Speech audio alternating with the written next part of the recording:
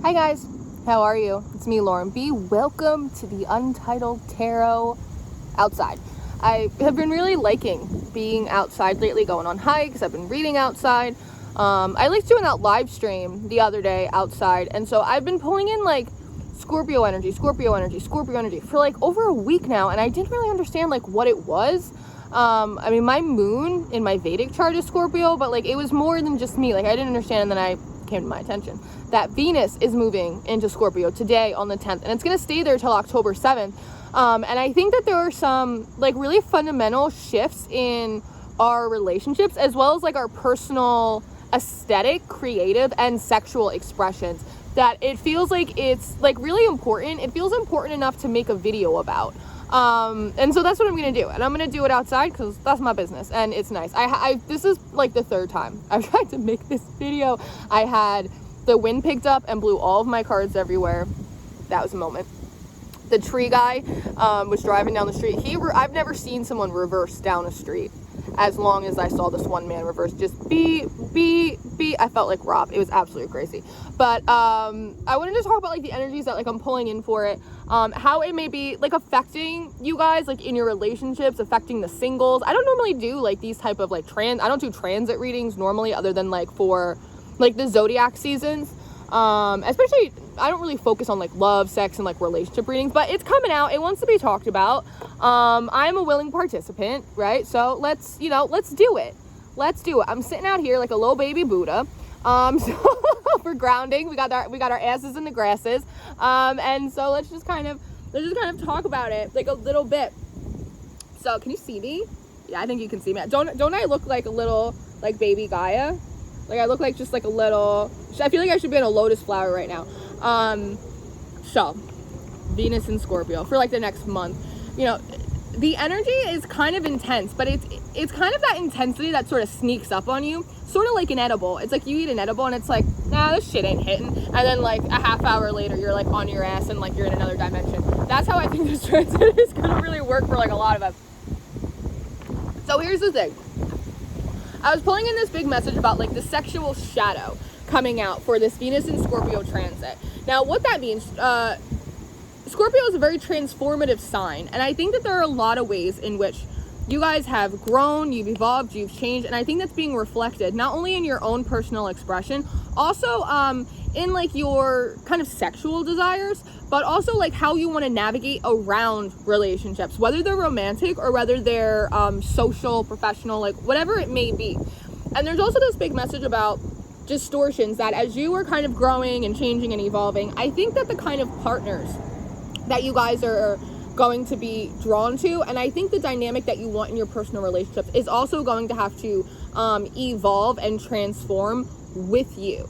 Because I pulled in this message about how a lot of you guys might be surprised that you're feeling drawn to a different type of person or a different type of personality than normally you have in the past. Or all of a sudden there's this feeling that you want something new or something different in your relationship that you've been in for a long time, when normally you were totally fine with the status quo, and maybe feeling like a little bit confused about that, and how realizing that perhaps what you were attracting or what you were attracted to in the past might have been coming out of like a little bit of a distorted lens. For instance, to use a personal example, throughout like most of my life, I've always been really attracted to kind of like businessmen or older men, or like people that just really seemed like they had like their shit together, right? And that was, for me, I was always really craving stability, kind of like a man's man, like an alpha type personality, because I really wanted that security. I really wanted that stability. Now, as I've gotten older and I've changed and I've evolved, I realized that one, I'm an alpha. I have 100% of like an alpha personality. So I actually don't do that well with like someone else who's in an alpha energy, because then I feel like I have to compete with them, and I don't want to compete with people. And I don't want people to tell me what to do. Like, I create my own stability, I create my own security. And so that relationship dynamic actually doesn't work anymore for me, and I'm not really attracted to it anymore, even though that is in many ways the kind of person that I attract, right? And I had to realize that what I was attracting and what I was attracted to was coming out of a distortion, and I hadn't realized it at the time. And so a lot of you guys might be experiencing that, but just in different ways, like in different levels, right? Now, when it comes to relationships, part of what this transit is doing, it's bringing up like a lot of jealousy, secrets, envy, grudges. So a lot of you guys have been in a relationship for a while, and maybe they felt like a little bit stale, or maybe there's like some conflict or like a disconnect that you feel. And for some of you, I deeply feel it's because you still hold grudges against your partner for shit that you said you forgave a long time ago, but you actually didn't. You like moved past that emotion, but you didn't actually process that emotion. So you're actually still harboring like a grudge or some kind of resentment for your partner. And that's creating like a wider divide than what needs to be. For some of you that are single, you haven't seen anyone new come in because subconsciously at some level, you're still holding a lot of emotional space, hoping that someone else will come back. It's like when you hear Mercury retrograde is coming, you're like, oh, no, not my exes. But then there's like that little part of you that's like, ooh, well, maybe that one ex, right? And so you're basically reserving a spot energetically for someone that may or may not reach out or come back, but someone that maybe you were attracted to in the past out of a distortion or out of some kind of wounding or out of some kind of unconscious element, and then hoping that they'll come back and be in alignment with you now when they weren't even in alignment with you then. And so this Venus and Scorpio transit, it's really bringing a lot of stuff. The day that I'm filming this, the day Venus moves into Scorpio, we're also in a Scorpio moon, which is a waxing moon, and waxing brings illumination. And through these illuminations, I do see a lot of triggering happening. So a lot of you guys might be really triggered and realize, wow, you know what, maybe I don't actually effectively communicate my needs and my wants to my partner. Maybe I actually am harboring some kind of resentment. You might go, wow, you know what, I'm trying to attract a certain kind of person that actually doesn't work really well with my personality and what I want moving forward. But that's just what I'm used to. And so there is this element of the sexual shadow as well in conjunction with this triggering that feels like it's being brought to the surface, and realizing that there are a lot of things that you want, urges, desires that maybe you wouldn't allow yourself to have or engage in before, and trying to really move into that mode of like radical acceptance. I wouldn't be surprised if during this transit you saw a lot of people come out and be a lot more vocal and expressive about their sexuality, about their preferences, things like that. Because maybe in the past they just had convinced themselves, just buried underneath, that like they didn't want a certain thing or they didn't want a certain type of person for whatever reason, because they were afraid of, you know, judgment from society, judgment from their family, you know, judgment from a religion that they are a part of or that they were a part of. And, you know, in the spiritual community, we always like to say, like, we can't live by external validation, by other people's opinions. And that's true, but it doesn't mean that we're not still affected by them, right? Like if you were someone that had come from a really strict religious upbringing and turns out you are a bisexual and you like want to do your thing, you don't want to wait till marriage, like to be open and vulnerable and expressive about that, like that is your birthright to do so, right? But it doesn't mean that you might not get a little backlash from like your church family, and that sucks, right? And so I don't blame, I don't shame or judge anyone for like keeping some of their shit to themselves, right? But that can also create like a lot of suppression in your sexual energy. And when I did the Divine Feminine Rising episode last, I was talking about the sacred sexuality of the healer, or the sacred healing energy, and how that comes from your innate God-given sexuality. And so a lot of times, really powerful healers will find themselves attracting people that kind of are like a hit it and quit it, or people will come in and then ghost them because they feel as though they're really sexually attracted to the intensity of the healer, but really what in actuality they're attracted to is the intensity of the healing that healer can offer them, because they have a balanced and unblocked root chakra, because the root chakra is where most people have their blockages, right? And so even if you guys are single and you're not interested in doing any of the mingling, I do see this as a really transformative time of getting back in touch with your sexual power and being able to channel it through your creativity, through your personal expression. I see a lot of like aesthetic changes as well. A lot of you guys like switching up your style, switching up your branding, how you express yourself. You know, Venus, Libra, it's very much about the aesthetics, right? Venus also talks a lot about self-esteem and personal values. So I think that these are things that you guys have been working on for a long time. And Venus in Scorpio is almost like finally giving you the balls that you need to like present it a little bit to the world. Now that may ruffle a few feathers for some people. And Venus in Scorpio, like some of these, I wrote down some of the transits because the astrologer on shift did not show up today. But it's like Uranus is going to be opposite Venus, September 19th. That likes chaos. Like Scorpio likes to burn shit down. It is very like a feast or famine kind of thing if we fall too much into the polarities. But if we're able to kind of find a little bit of that middle ground, I think that there are a lot of blockages like for couples that will be able to be released, and then like have them kind of break that disconnect and come back into alignment. I think this will allow a lot of the singles to release those relationship blockages and actually align themselves to people that are going to be better suited for them. I think for the creatives, Neptune is going to trine Venus right before Mercury goes into retrograde on the 26th. And that brings up all of this occult knowledge, all of this magic study, taboo topics. So I see for the creatives, like, if able to kind of stay in the middle ground, being able to channel like a lot of this new personal expression, a lot of this sexual energy into projects, into research, into study, into honing and upgrading spiritual gifts and abilities, including the healers out there. Like the healers are about to pop off, so you just wait. And I also think, and this is just coming to me now, but I also think we're going to see new methods and methodology around healing coming forward as well. Because typically when we think about healers, we automatically think about Reiki. But for instance, like when I do my energy healings, I'm not doing Reiki. I don't know how to do Reiki. I'm not certified in Reiki. I don't know nothing about Reiki. What I do is I do healing through like sacred genetic coding. So like I can see basically the binary code in your timeline, and I can pull out bugs, and I can kind of repair the gaps, and I can upgrade it, right? I work a lot with like elemental magics. That's how I do a lot of my healing work. But I think that you're going to see different methods of healing, and you're going to see different types of healers coming out. And that just came to me. But I think that that's really awesome because there's more than one way to skin a cat. And I think some of the techniques and the tools that we use, they can become kind of like rudimentary, and they just don't like hit, or they're not as effective, or a certain industry or field can become oversaturated with one technique. So I think, again, for the intuitives, the creatives, the healers, I think that this energy is really going to be kind of pulled up from that illumination, unblocked, and then channeled into like really new, innovative, and Scorpio transformative ways that are actually going to really serve the collective in a lot of ways. So again, if you can move through the triggers and not allow Scorpio and Venus to like really take you down the totem pole of like jealousy and envy and all of this stuff, and instead notice when those comes up, find the root of it, kind of pull it out, and like kind of make a new choice to pivot. I think it'll be like a really beautiful thing for the singles to finally like align themselves to potential partners, for couples to come back in a union and like feel more in sync with each other, and for creatives and healers to really just like pop the fuck off. You know what I'm saying?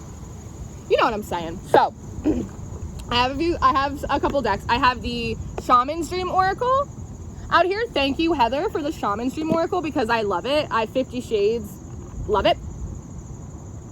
I also have the Tarot of the Old Path as well, that's coming out. Speaking of the Old Path, I think a lot of these healing techniques and these divination and intuitive techniques that I feel as though they are going to start coming out, I feel in a way they're actually like really old, ancient, almost like forgotten ways that are kind of coming back around, kind of like bell-bottom pants, right? It's like taking something that's really old and like kind of making it new and modern. That's very interesting. Making ancient ways palatable to the modern mind. Wow. I should do branding. If this doesn't work out, I should do branding for people. I really should. I come up with a slogan like that. It's hot. Yeah, they told me I was complaining about the wind, and now I'm complaining that it's too hot. Yep, that's what I get. That's what I get for opening my big trap. So be it, Spirit. So be it. So, me. But as I was saying, Pisces brain. But as I was saying, I really like this Shaman Dream because it feels very like scorpionic to me. It's very like mystical. But I really like the Tarot of the Old Path. One, I've had it forever. And two, because it brings in like a lot of that Virgo energy for me. And again, Virgo's all about like, it's about the details, right? It really is about the details. And so I think so much of this transit is really kind of looking like between the cracks in the sidewalks to see like where those little blockages in love, sex, and relationships, in creativity. Because I also feel like there's been a lot of creators block lately, and I think this transit's really gonna like pop that off, and almost like a jack in the box, and really like allow people to express themselves like all across the board. And so I think it may be, again, almost like a delayed release, because Venus moves into Scorpio on Venus Day. And so I think like that beautiful Aphrodite energy is really kind of cushioning the blow, but I do think it will kind of sneak up on us and be like, surprise, it's still Scorpio, kind of like an edible, right? We're gonna wait a half hour and we're all gonna be on our asses. So, oh, thank you. Thank you to the management. I appreciate you. I very much appreciate you. So, let's see. I have a few cards that flew out because they flew out of the deck and they flew all over the yard. So I'm going to assume that they really want me to take these cards.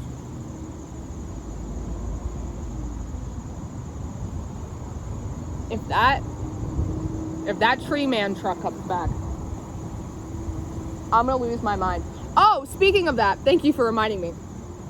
Speaking of mine, I've been channeling this song for this transit, and I don't know who sings it. I just remember hearing it in like a few different movies. I think one of them was like Miss Congeniality, but it's that song, if I want to take a guy home for the night, it's none of your business. And I think, so Scorpionic, and I think especially for those of you that are gonna be more expressive about your sexuality, I think that's kind of like your war cry until October 7th. It's like, if I want to take a guy home for the night, it's none of your business. Like, it is very much of this radical self-acceptance. It's just like this funny little download that I got, and I forgot about it until I got nervous about the tree truck guy. But that might be like your war cry a little bit. But let's pray, and then we'll look a little bit at these cards that are just flying all over the place. Very good, very good. Father God, thank you for bringing me and the collective in for this reading. I ask that you give me wisdom, clarity, and discernment to deliver these messages accurately for everyone's highest of love, light, alignment, and assignment. We praise you, we love you, we thank you always. We give you all the glory and the honor for these messages, the utmost high. In Jesus' name we pray. Amen. Amen. All right, now that we talked to Jesus, let's talk about your sexuality. So, my channel is probably so confusing to people, and that brings me a slight amount of pleasure. So, in the hand, the universe is your partner. Card number 31. This card flew across the yard and I had to chase it down. And then there's card number 44, a perfect storm. The courage to step into life. 31, that breaks down to a 4. And then 44. 444. 444 has been happening. It's been coming up a lot. It might be like a confirmation number for you guys. When I see numbers come out in groups of 3, for me it talks about like body, mind, and soul. The celestial, like the earthly, right? In your hand, and it almost looks like,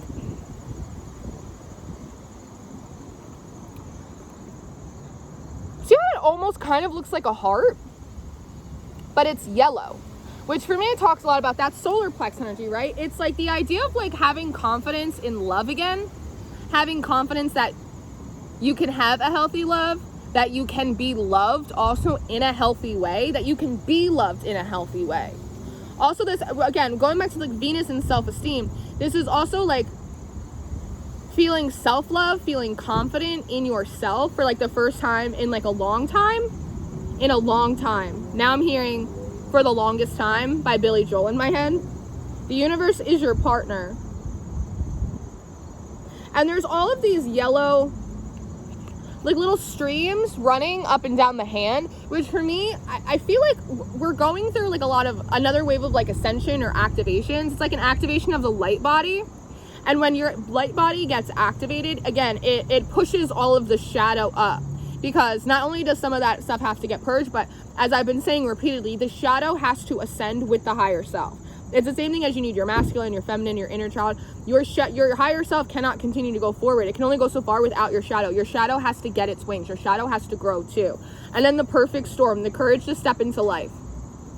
I actually really like this a lot, because even though this is like a raven, if you look at its feathers, it looks like a peacock. And peacocks for me talk all about personal expression.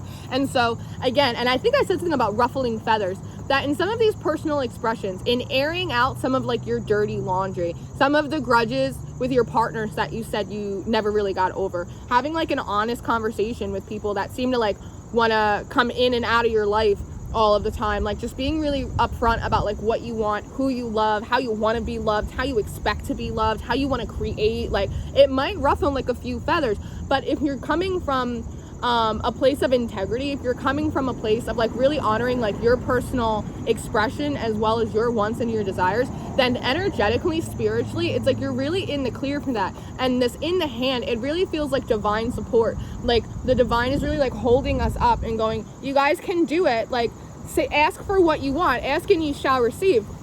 We're going to hold you accountable to some of these things that you say that you want, because you're going to need to take ownership of some of the blockages, and you're going to need to put the work in to remove them. But we're going to hold them up to, even if it ruffles your feathers, collected, so that way you can make a free will decision about if you want to change them, if you want to alter them, so you can step in to the eye of the storm where it is calm, where you do feel centered and able to express yourself. Because at the bottom of the old tarot, it's the Page of Swords in reverse, which is, these are things that I don't think a lot of us were aware of, right? I didn't know that I was still mad at my partner for that thing they did 3 years ago. And I said I forgave them, and like I moved on, but I actually don't think I really did forgive them, right?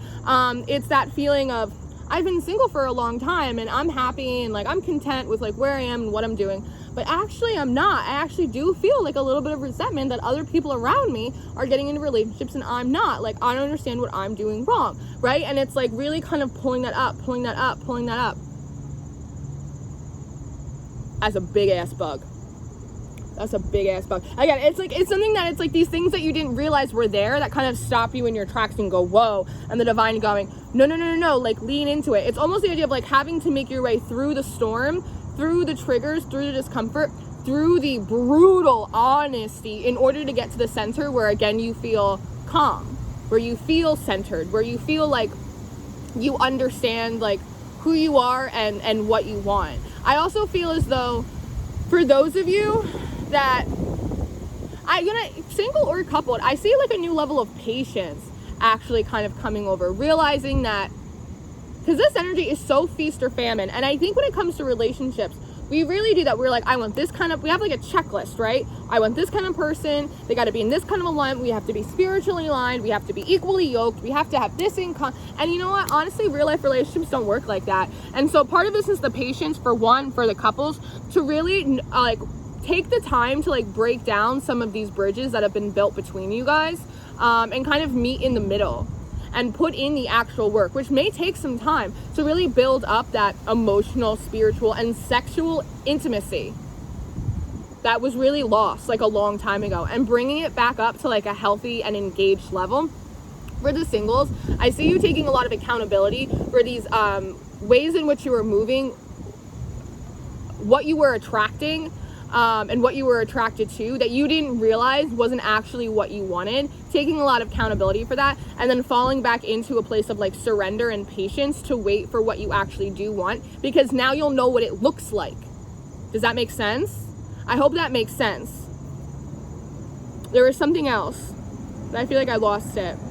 Oh, this is not it, but this is different. In this Page of Swords, he has these little mushrooms in his hands, and mushrooms are very symbolic of protection, ways in which we don't speak our truth. We're not honest about who we are, about what we like, about what we want to engage in, as a form of like self-protection, but it can also fall into that level of kind of self-denial as well. Thank you, they brought it back, self-denial. And going back to what I was saying before about this checklist for the perfect partner, is that sometimes we create these like impossible oh wow, you're good, wow, okay, so we create these impossible standards for people, right? But this is the thing, is that sometimes people don't show up the way you want them to, and this is like a real hard truth that we have to learn. And I think logically we go, oh yeah, I know, I mean, nobody's perfect, but you know, especially for the singles, like we really expect people to be. They got to be awakened. They got to be ascended. They got to be interested in the same things. You already have like their schedule in your life planned out before they even got there. But people show up in different ways. You could be surrounded by crystals and Tibetan singing bowls, and you just be sitting there like little baby Yoda on a lotus flower. And your right match might be someone that likes Bud Light and football Sundays. Oh, I would never. Yeah, that might be the best person for you. They might emotionally ground you. They might help create stability in your life. They might help you take a break because you live your whole existence off on Neptune. Like, that might be the best person for you. And it's the last person you would ever pick for yourself. And they're the complete opposite of you, right? Like, there are these things that we create these impossible standards, and we do it out of this act of self-love. These are my standards and these are my boundaries, but sometimes what we're doing is we're actually building an impossible wall because we don't expect anyone else to actually love us enough. So if we create these impossible standards that at some level we know no one's ever going to meet, then we never have to allow ourselves to be vulnerable enough or open-minded enough in order to receive someone that is different than what we thought, right? To receive someone that requires us to also equally adapt to their lives as we expect them to equally adapt to our lives, right? And when we create these impossible standards, we make things harder. And the reason that I was like, oh, you're good, is because I got Chinese food last night, as I do, dumplings, again, and I cracked open my fortune cookie.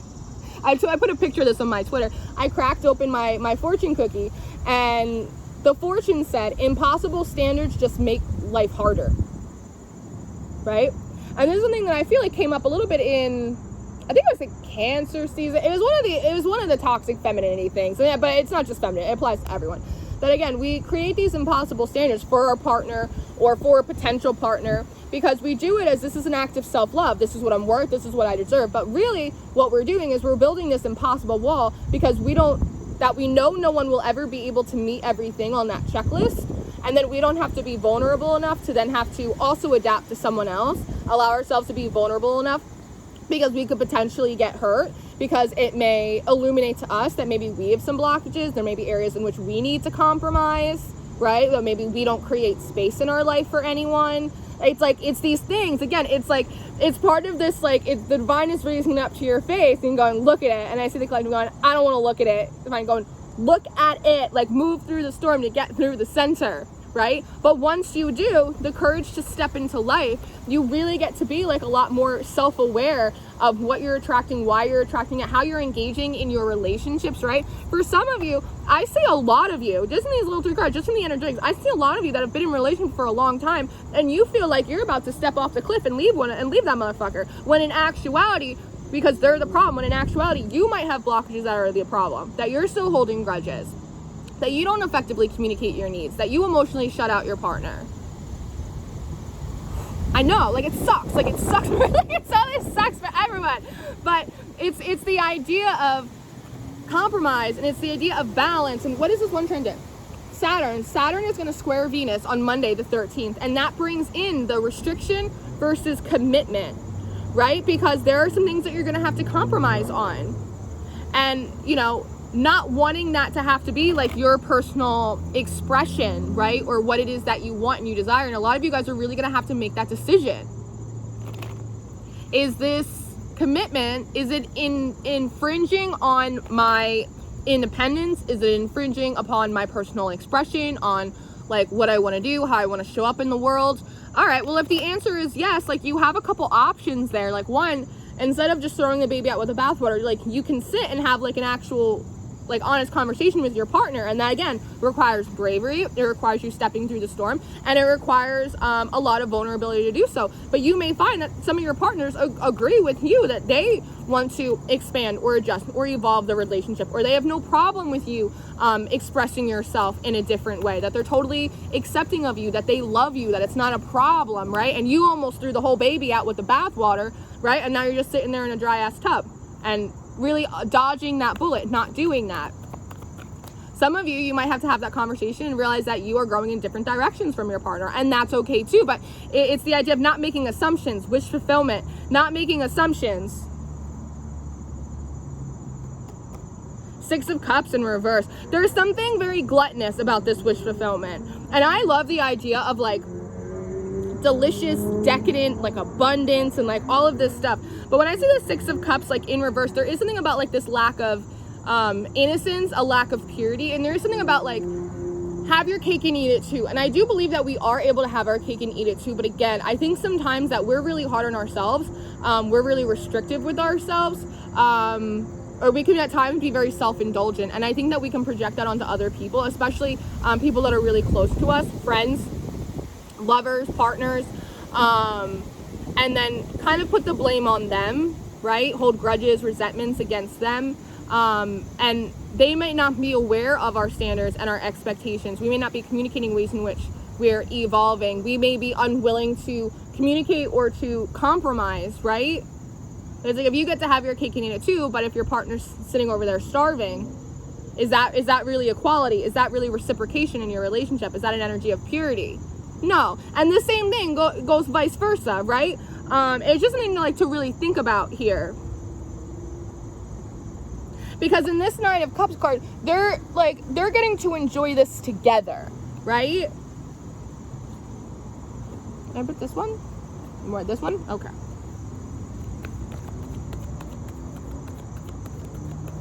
And I think for a lot of the creatives, a lot of intuitives, a lot of the healers, I think this is the recognition that you can have your cake and eat it too. Some of you have been in the broom closet. You haven't wanted to express, and that's something that for us in this little spiritual community that we've created, it seems crazy because everyone's got a demigod and a deck of cards, right?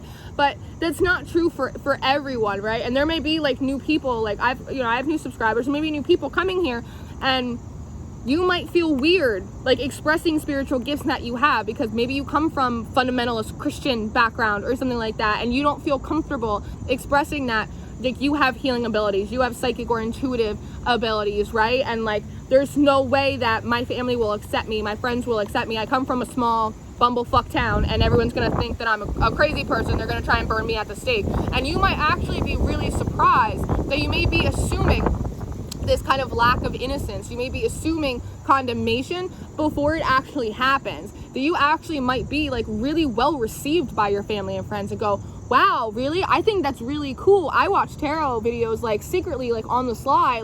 Yeah, I meditate. I meditate after church. And you might actually be really surprised, and that may really empower you to further express yourself. And that may inspire other people to be able to express themselves, their intuitive abilities, their creative abilities, right? Maybe you come from a family of lawyers and doctors and you want to go to art school, and that's super crazy, but it's your truth, right? Page of Cups. You might be surprised that people actually are really inspired and really admiring the bravery in your personal self-expression. You might find that your partner will receive your communication really well.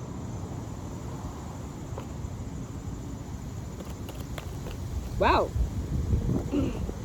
Seven of Pentacles and the Seven of Swords in reverse. I just heard don't give up on all your hard work. This especially, I guess it goes for, I can see it both ways, but especially for the couples, I do see those that are in couples, I see that really evolving in a really beautiful and a very fundamental way, which will set you up. I'm here for the next 10 years, for a new trajectory over the next 10 years, and not to give up on all of the hard work and all of the love that you've invested. Seven of Swords in reverse. Oftentimes that can indicate crimes of the past or truths that we withhold from ourselves as well. And I feel a lot of this is taking accountability and continuing to put in hard work, faith, commitment, and loyalty into your relationships. And I think for the singles, I think it can be very frustrating for single people who maybe are content being single, but do one day really want a partner, because it feels like you've grown and you've aligned. And listen, I get you're preaching to the choir, but you've grown and you've aligned and you've done all of this work, and still where's my person? I don't understand. I see people that have never meditated a day in their life, and they have someone, and I don't understand, and right, and that comes from a very kind of judgmental place. And I've been there. I've done it. I've repented. I get it. I've done it. But not falling into the what's the point. I've done all of this work. I've grown. I've evolved. I've done my shadow work. I'm healing my traumas, and I'm still all alone. So what's the point? And instead of feeling empowered by your singlehood, feeling really contented, I have all of this room to breathe. I can do whatever I want. When Big Love, I can do whatever I want. I have all this room to breathe. All of my time is entirely my own. I could eat the mood if I want. Instead, feeling a lot more kind of apathetic about it. right? And not allowing yourself to feel that, and to continue to put in the work on yourself, knowing that it will pay off, but it's gonna pay off for you, right? That at the end of the day, like, you go to bed with yourself every night, you wake up to yourself every morning, like, regardless of who comes in and comes out. And I see a lot of you taking accountability and realizing that perhaps a lot of the self-work that you've been doing on yourself has actually been coming out of a distorted lens of trying to somehow shortcut the manifestation. If I do all of this work, I will align with my partner. How many people got into spirituality because you wanted to do the work in order to align with your soulmate or your twin flame or something? That's what happened to me. And I got a rude awakening real fast. I got a rude awakening really fast, and I had to make that decision, like, okay, well, like, that didn't work, so it's like, do I just want to throw in the towel, or like, do I want to do this for me? And I had to decide to do it for me, right? And so a lot of you guys might come into the realization and have to take accountability that, like, a lot of the spiritual work and the alignment and the healing and all the stuff that you're doing, you haven't really been doing it to find your inner peace and center. You've been doing it to try and like expedite the delivery of your soulmate, or the delivery of your money, or like something like that, right? And it's not that that stuff won't come, but you're not moving from a place of purity and honesty, especially with yourself, right?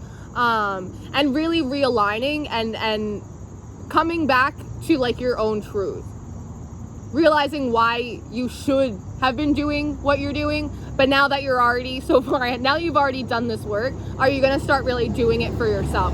And that is where that message earlier came in about moving into a lot more surrender and a lot more peace and flow, especially for the singles. Allergies.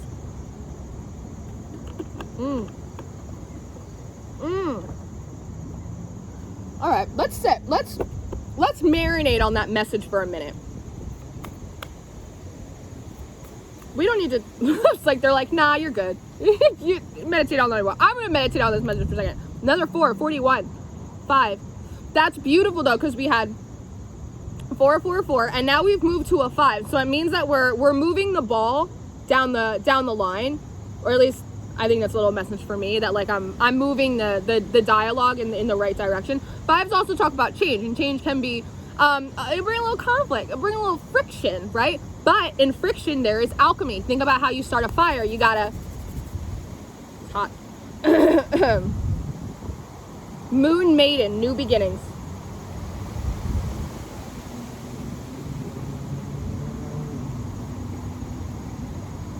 I just heard untouched by the world. Untouched by the world. Wow.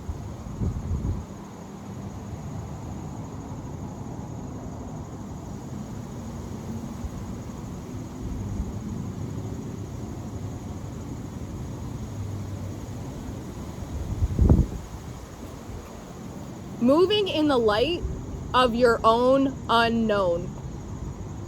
Moving in the light of your own unknown. There's a spark of curiosity, and I was talking about this Neptune trining with Venus and how that's bringing in all of this occult, all of this taboo, all of that kind of knowledge, right? And initially I was connecting it to learning spirituality, mystery schools, magic schools at a higher level, a deeper level.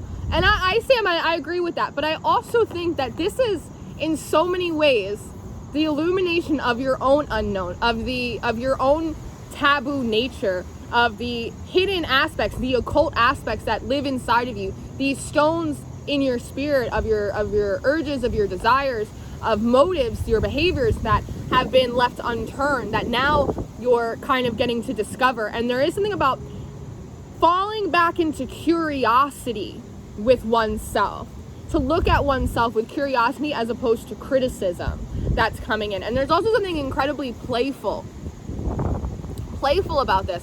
This feels especially, because maidens are unmarried, right? This feels especially potent for those of you that are single, that you've been out of the game for a little bit. It's like falling back into curiosity with yourself. It's like this internal adventure. I didn't know that about myself. That's so interesting. Why do I do that? Where'd that come from? Ooh, okay, well, what do I like? Do I like that? I didn't think I liked that. Maybe I do like that. It's like, it feels really playful. Like, it feels really exciting And it may take some time to bring these up to the surface. And I think that that's okay. I think that that's okay. I think you have to settle into that, rediscover kind of your own truth before you present it to other people. I think that's really normal.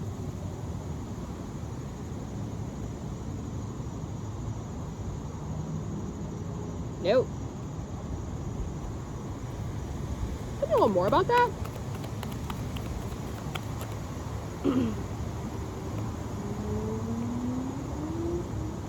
Two of Pentacles and the Ace of Cups, balancing your heart's desires. Yeah.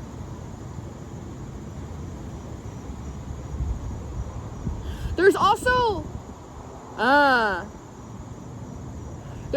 this distinction, realizing that in many ways, like in the past, you might have been like walking on like a wire, walking on this tightrope, like eggshells, like ways in which you showed up in the world that felt very performative, in ways that you didn't think were performative. It's almost like that saying of like, dress for the job you want, not the job you have, which sometimes is like good advice, but there's also something that's like very performative when it comes to like love, sex, and relationships. Like, again, trying to appear as some kind of way. Also being attracted to people on like very surface level things when you're not really in alignment in like the more of the depth, right? And I think we were talking about it earlier in the video. I'm not sure because I this is the third time I'm filming this. But I was talking about adrenaline, how in the past, like you might have been attracted to people because you guys weren't on the same page, because you guys weren't in alignment, and there was something about that chaos, about that conflict that for you equated to depth and intimacy, but really what it was like kind of like an addiction to adrenaline. And really what you were doing was like kind of walking on eggshells, walking on this tightrope with these people. And maybe these people were doing the same thing with you because they thought that's what you wanted. Because again, you had this checklist. As opposed to with this Ace of Cups, like really like this abundant, like this free-flowing sort of energy, free-flowing emotion, free-flowing expression. And as I said before, the mutable signs, so like Pisces, Gemini, Virgo, like you're gonna have a lot easier of a time with this energy because you naturally do kind of go with the flow. You allow yourself to transform into kind of like these different places, these different spaces, these different aspects of yourself a lot easier. For the fixed signs, this is gonna be really hard for you. I'm hearing like, it's my money and I want it now. Like, it's like, again, the fixed signs, you might really have those like burn the bitch down and start all over. You might have those moments. I don't see that happening for the mutable signs, but those fixed signs, you better watch your ass.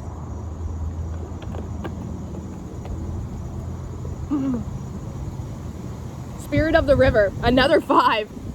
Movement towards adventure. And here you are. I love it. It's like really going from walking on eggshells. It feels like barely able to break even as well, which I feel like talks a lot about reciprocity. But then right after this Ace of Cups, Spirit of the River, movement towards adventure, and here you are kind of just like diving in. Again, it's that excitement, it's that curiosity, it's that adventure. Even if this is just you as an individual in terms of your creative pursuits, your intuitive abilities, your artistic abilities, things like that, it's really like exploring like your own depths and like pulling out like a lot of wisdom, like pulling out a lot of gems. I know, oh fuck us. It's another 5, 14. 555. Come on, Tower moment, come on through. Drifter, experiencing life as it comes, right? Releasing a lot of those expectations. Again, allowing yourself to evolve your relationship naturally, not having impossible standards for your partner, allowing them to grow and evolve as you were growing and evolving, and being really open with each other about through that process.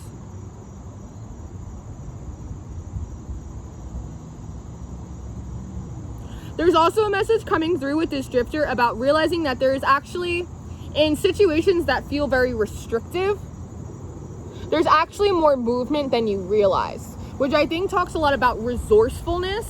And I think a lot of that falling back into curiosity with oneself, illuminating your own unknown, talks about that that I didn't think I really had a lot going on around me. You know, I'm not really having any creative ideas. I don't see a lot of viable options. Like actually realizing in like these moments of kind of revelation of self-awareness of like, oh shit, like I actually have a lot more to work with than I thought. And I do think that really brings in that Venusian building of like a healthy sense of self-esteem. I think it will help us kind of realign to personal values that may have evolved since the last time we really kind of checked in on them.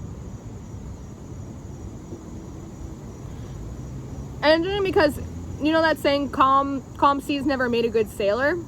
Now here, the seas are calm. And I think it's because, it's very Six of Swords, like it is because collectively we've moved through, that's an important message, thank you. We've moved through a lot of chaotic seas, and through self-awareness, we're able to calm them for ourselves. Again, moving through the chaos of the storm into the eye, into the center of it. And I said that because there's this message that's been coming in lately, and it came in for one of the signs. I don't remember who it was. It might have been Leo.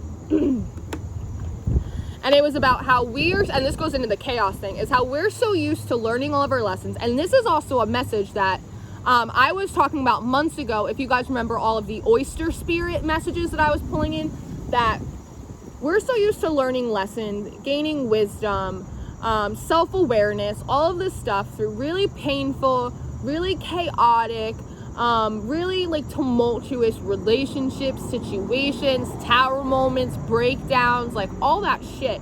But it's important to know that we can grow and we can learn and we can thrive through gentle, nurturing, calm, receptive situations just as much as we can grow through chaos. We've blossomed through concrete. Good for us. That's amazing.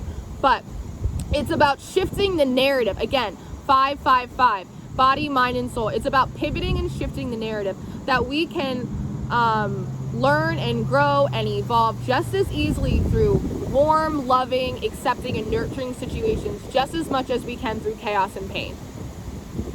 But that also requires us to afford others the same opportunity to do that when they're in our lives. That's the kicker. That's the kicker of that message.